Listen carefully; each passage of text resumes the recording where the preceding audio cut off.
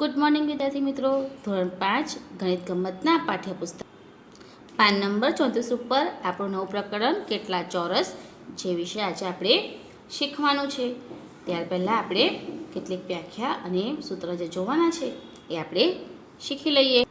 તો આજના નવા પ્રકરણમાં આપણે યાદ રાખવામાં તમારે પરિમિતિની વ્યાખ્યા, એનું સૂત્ર જોવાનું છે, ક્ષેત્રફળ વિશે માહિતી મેળવવાની છે અને ત્યાર પછી આપણે દાખલાની શરૂઆત કરીશું. તો તમારે પણ આ બધી વિગત તમારા ગણિતના ચોપડામાં લખવાની છે. તો ચાલો પહેલાં આપણે પરિમિતિ વિશે શીખીએ.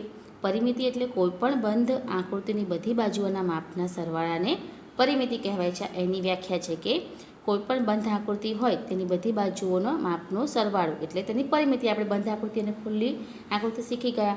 એટલે આપણે આ બંધ આકૃતિ છે, આ જે લંબચોરસ એ બંધ આકૃતિ છે અને એની બધી બાજુઓનો સરવાળો, દાખલા તરીકે અહીંયા 2 હોય, 2 સેમી 2 સેમી, તો આ બધી માપનો જે સરવાળો થાય એ શું કહેવાય છે? એની પરિમિતિ કહેવાય છે. હવે આગળ કીધું છે કે પરિમિતિના એકમ સેમી એટલે સેન્ટીમીટર, મીટર અને કિલોમીટર વગેરે છે. એટલે પરિમિતિના એકમ માપવા માટે શાનો ઉપયોગ થાય છે? કે સેન્ટીમીટર, મીટર અને કિલોમીટરનો ઉપયોગ થાય છે. અને આપણે એ પણ શીખી ગયા. તો જો માપ સેન્ટીમીટરમાં હોય તો પરિમિતિનું માપ પણ સેમીમાં, અને મીટરમાં હોય તો પરિમિતિનું માપ પણ મીટરમાં લખાય છે.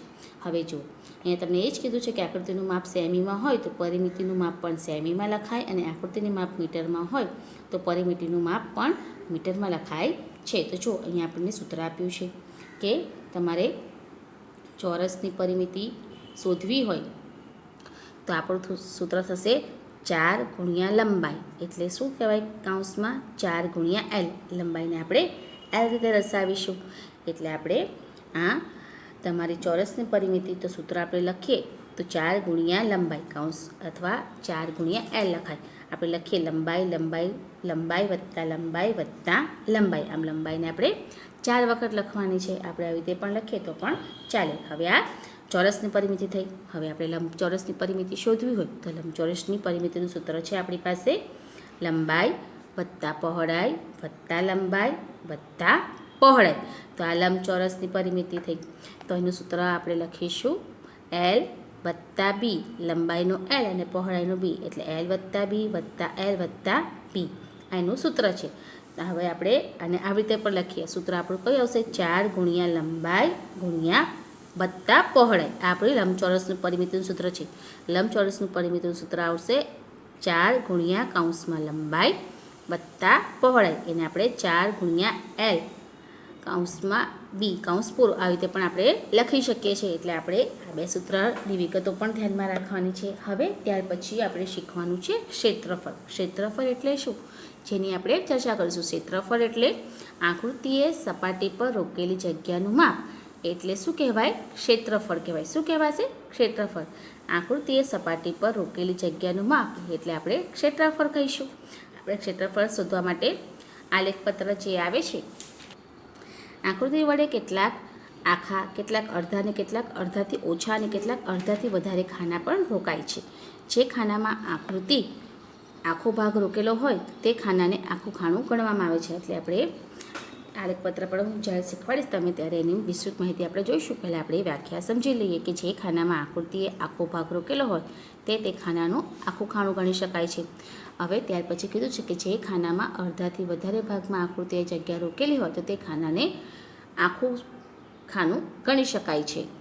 ત્યારબાદ જે ખાનાનો અડધો ભાગ આકૃતિએ રોકેલો હોય તે ખાનાને અડધું ખાનું ગણીશું. 2 અડધા ખાના મળીને આખું ખાનું પણ થઈ શકે છે. એટલે જે ખાનામાં અડધાથી ઓછા ભાગમાં આકૃતિએ જગ્યા રોકેલી હોય તે ખાનું આપણે ધ્યાનમાં લેવાનું નથી. એટલે આકૃતિ જે જગ્યા રોકે છે એની તમને અહીંયા વાત કરી છે કે તમને કોઈ આવી આકૃતિ આલેખપત્રમાં દોરેલી બતાવે. તેમાં તમારે આખા ખાના અડધા ખાનાની જોગવાઈ કરે તો જુઓ આ જે ખાના છે એ આખા ખાના ગણાય. જુઓ તમે અહીંયા જોઈ શકો એ 1 સેમીનું આખું ખાનું ગણાય. હવે ત્યાર પછી તમને કીધું અડધા ખાના. તો જુઓ અહીંયા તમને જે આકૃતિમાં બતાવ્યું છે એ આકૃતિનું અડધું ખાનું છે. જુઓ આ ખાનું એ અડધું ખાનું કહેવાય. તમે જોઈ શકો છો આકૃતિમાં. તો આ અડધું ખાનું છે, આ આખું ખાનું પૂરું ખાનું છે. પછી કોઈક ખાનું અડધાથી વધારે. જુઓ આ ખાનાના 2 સરખા ભાગ નથી થતા. એટલે કોઈક ખાનું અડધું પણ હોય, કોઈ ખાનું અડધાથી વધારે પણ હોય, તો કોઈ ખાનું અડધાથી ઓછું પણ હોય. એટલે શું કહે છે કે જો આ ખાનું તદ્દન તમે જોશો તો એનો અડધો જ ભાગ, થોડીક જ જગ્યા એને 1 સેન્ટીમીટરમાં રોકેલી છે, એટલે આ ખાનાનું સૌથી નાનું માપ થયું. એટલે કહે છે કે આકૃતિ જે ભાગ રોકે છે એ ભાગના આધારે આપણે ખાનાની ગણતરી કરી શકીએ છીએ. જો 2 અડધા ખાના સરખા હોય તો 2 અડધા ખાના, આ તમે અહીંયા જોઈ શકો છો કે આકૃતિમાં 2 અડધા ખાના સરખા દેખાય છે, તો આ અડધા ખાના હોય તો એ અડધા ખાના ભેગા મળીને એક આખું ખાનું પણ થઈ શકે છે.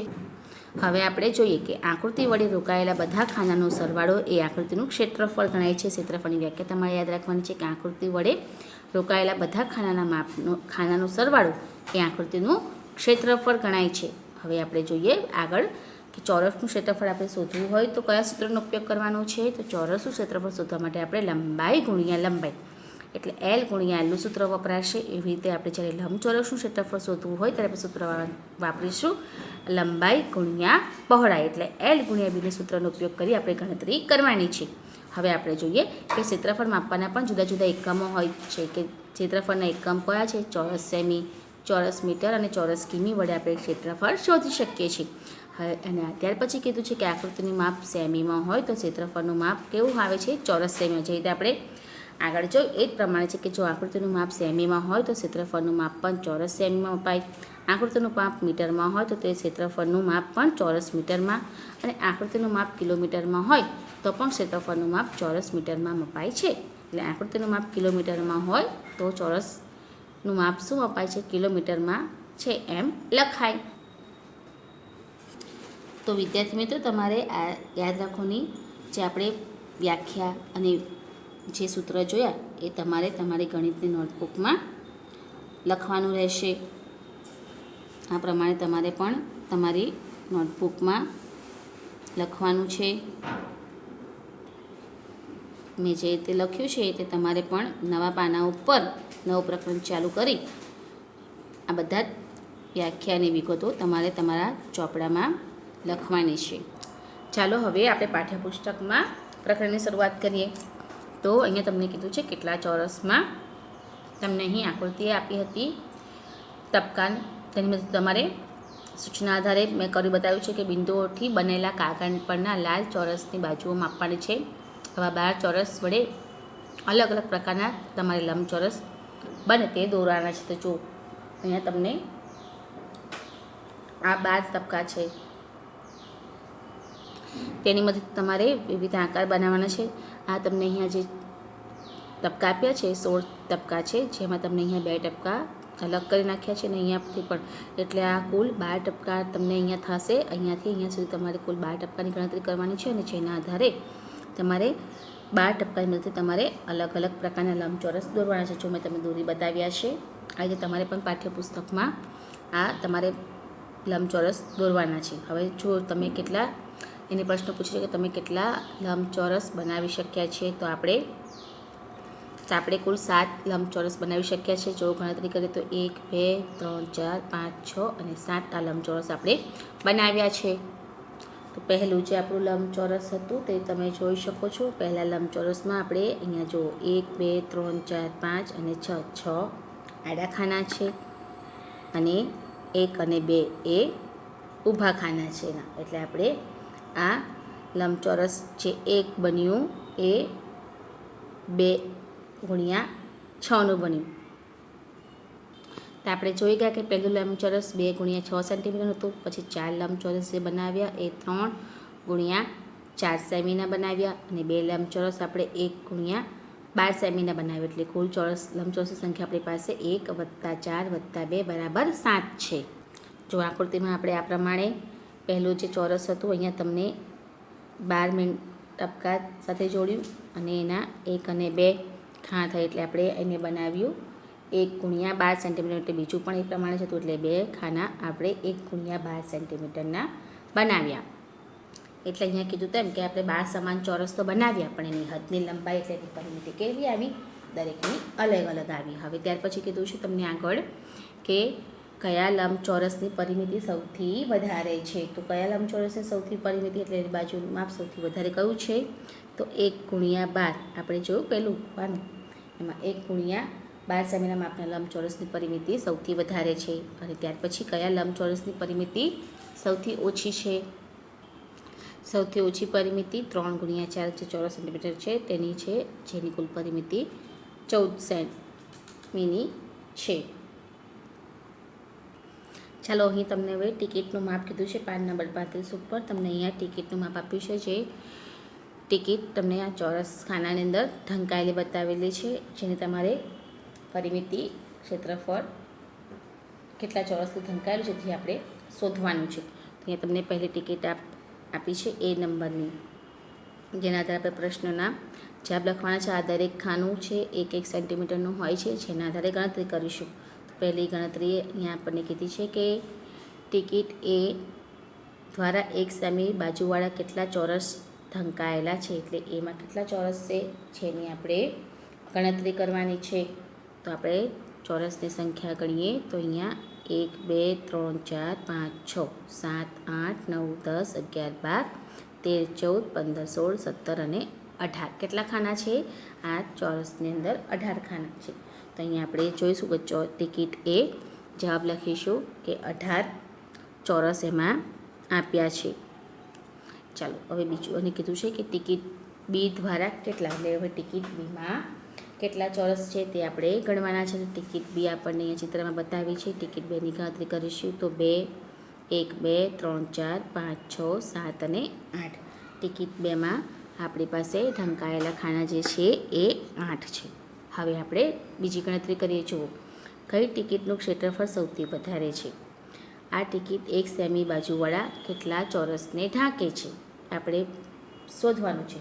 તો આપણે શોધ્યું તો ટિકિટ A જે આપણે શોધી એ 18 ચોરસ એના ખાના થયા, 18 ખાના થયા. અને ટિકિટ B જે આપણે 2 નંબર બોલ્યા એના 8 ચોરસ થયા. તો હવે આપણે શોધવાનું છે કે કોનું ક્ષેત્રફળ સૌથી વધારે છે. તો અહીંયા પહેલા જવાબમાં આવશે આપણું કે આ ટિકિટ 1 સેમીવાળા કેટલા ચોરસ ઢાંકે છે. તો ટિકિટ A જે કેટલા ચોરસ ઢાંકે છે એ 18 ચોરસ ઢાંકે છે, બરાબર છે. હવે તેને કીધું છે કે સૌથી મોટી ટિકિટનું ક્ષેત્રફળ કેટલું છે જે આપણે શોધવાનું છે. તો અહીંયા આપણે ગણતરી દર્શાવીશું. ટિકિટ Aનું ક્ષેત્રફળ બરાબર લંબાઈ ગુણ્યા પહોળાઈ, એટલે 6 સેમી ગુણ્યા 3 સેમી બરાબર 18 સેમી. આ સૂત્રનો આપણે ઉપયોગ કરીશું એટલે આપણો જવાબ આવશે 18 ચોરસ સેમી. જો આપણે ગણતરી કરી હતી તો અહીંયા 6 એના ઊભા ખાના ગયા હતા, તે આપણે એની લંબાઈ ગણી, અને અહીંયા 1 2 અને 3 આ 3 એને પહોળાઈ થઈ, એટલે આપણે સૂત્રના આધારે L ગુણ્યા B લખીને ગણતરી કરી. તો સૌથી મોટી ટિકિટનું ક્ષેત્રફળ આપણે કેટલું શોધ્યું? 18 ચોરસ સેમી આપણે શોધ્યું. ચાલો હવે Cમાં જોઈએ. Cમાં આપણને કીધું છે કે કઈ બે ટિકિટનું ક્ષેત્રફળ સરખું છે. તો આપણે આગળના પ્રશ્નમાં જોવાનું છે કે કઈ બે ટિકિટનું ક્ષેત્રફળ સરખું છે, જેમાં આપણે બાકીની જે ટિકિટ છે તેનું આપણે ક્ષેત્રફળ શોધીશું. જો ડી છે તો ડીમાં આપણે 1 2 3 4 ખાના છે એની લંબાઈ, ત્યાર પછી 1 2 3 ખાના એની પહોળાઈ થશે, બરાબર છે. એટલે એના કુલ ખાના થશે એના કુલ ખાના 12 થશે. એવી રીતે આ ઈ છે, ઈમાં 2 ખાનાની એની લંબાઈ અને 2 ખાનાની એની પહોળાઈ, એટલે એના કુલ 4 ચોરસ થશે. અને હવે આપણે F શોધીએ. Fમાં જુઓ 1 2 અને 3 ખાના છે એની લંબાઈ થઈ અને પહોળાઈ 1 2 3 4, એટલે એની લંબાઈ 4 થઈ. એટલે આપણે બેનો સરવાળો ગુણાકાર કરીએ 3 ચોક 12 થાય. આધારે પણ તમે શોધી શકો છો. તો અહીંયા આપણને કીધું છે કે કઈ બે ટિકિટનું ક્ષેત્રફળ સરખું છે અને કેટલું. તો આપણે ગણતરી કરી તો ડીના પણ આપણે 3 ચોક 12 ગુણાકાર કરીએ તો 12 ચોરસ સેમી ખાના આવ્યા, અને એફના પણ 12 ખાના આવ્યા. તો ડી અને એફના ટિકિટનું ક્ષેત્રફળ સરખું છે. તો આ પ્રમાણે જવાબ લખીશું કે ટિકિટ ડી અને એફનું ક્ષેત્રફળ સરખું છે. તો આપણે ટિકિટ ડીનું ક્ષેત્રફળ શોધ્યું, લંબાઈ ગુણ્યા પહોળાઈ. આપણે ખાનાની સંખ્યા શોધી 4 સેમી ગુણ્યા 3 સેમી, બંનેનો ગુણાકાર કરતાં 12 ચોરસ સેમી આવ્યા. એવી રીતે ટિકિટ એફનું ક્ષેત્રફળ શોધ્યું, એ પણ આપણે લંબાઈ ગુણ્યા પહોળાઈ શોધી, અને તો એની લંબાઈ આવી 3 સેમી અને પહોળાઈ આવી 4 સેમી. ગુણાકાર કર્યો તો 12 સેમી આવ્યો. તો આ પ્રમાણે બંનેનો જવાબ સરખો આવ્યો 12 ચોરસ સેમી. તો આપણે અહીંયા જવાબ લખીશું 12 ચોરસ સેમી. ડી અને એફનું સરખું ક્ષેત્રફળ છે. હવે ડી, સૌથી નાની ટિકિટનું ક્ષેત્રફળ કેટલું. તો સૌથી નાની ટિકિટ આપણે શોધી હતી એ ઈ હતી, બરાબર છે. તો ઈની 2 બાજુ 2 ખાના એટલે 2 લંબાઈ અને 2 પહોળાઈ, એટલે એનું ક્ષેત્રફળ લંબાઈ ગુણ્યા પહોળાઈ શોધ્યું એટલે 2 સેમી ગુણ્યા 2 સેમી, એટલે આપણું એનું ક્ષેત્રફળ કેટલું આવશે? 4 ચોરસ સેમી આવશે. હવે ત્યારબાદ કીધું છે કે સૌથી નાની ટિકિટ અને સૌથી મોટી ટિકિટ જે છે તેનું ક્ષેત્રફળનો આપણે તફાવત શોધવાનું છે. તો સૌથી મોટી ટિકિટનું ક્ષેત્રફળ આપણે 18 ચોરસ સેમી શોધ્યું, અને સૌથી નાની ટિકિટ જે આપણી અત્યારે એની શોધી, એનું ક્ષેત્રફળ માત્ર છે 4 ચોરસ સેમી. તો આપણે 18માંથી 4 બાદ કરીશું તો 14 ચોરસ સેમી આપણો જવાબ આવશે, જે સૌથી નાની ટિકિટનો તફાવત. તો આપણે ગણતરી દર્શાવીને ડીનો ચોથો પ્રશ્ન આપણે પૂરો કરીએ કે સૌથી નાની ટિકિટનું ક્ષેત્રફળ 4 સેન્ટીમીટર છે અને તફાવત પણ કેટલો આવે છે? તફાવત પણ આવશે એ 4 ચોરસ સેન્ટીમીટરનો તફાવત આવશે. તો વિદ્યાર્થી મિત્રો, તમારે આ પ્રમાણે પ્રકરણ 3ની આપણે જે શરૂઆત કરી તેમાં યાદ રાખવાના પ્રશ્ન જે આપણે વ્યાખ્યા દ્વારા સમજ્યા તે, ત્યાર પછી તમારે તમારા પાન નંબર 34 ઉપર તમારે આવી રીતે આકૃતિ દોરવાની છે, અને આપણે જે પ્રશ્નોના જવાબ શીખ્યા તે તમારે લખવાના છે. અને આ પાન નંબર 35 ઉપર પણ તમારે જે ગણતરી આપણે જે કરી શીખ્યા એ તમારી ગણતરી તમારી નોટબુકમાં પણ મેં કરી પ્રમાણે દર્શાવવાની છે, અને પ્રશ્નોના જવાબ તમારે લખવાના છે. હવે પછીના વિડીયોમાં આપણે ફરી મળીશું.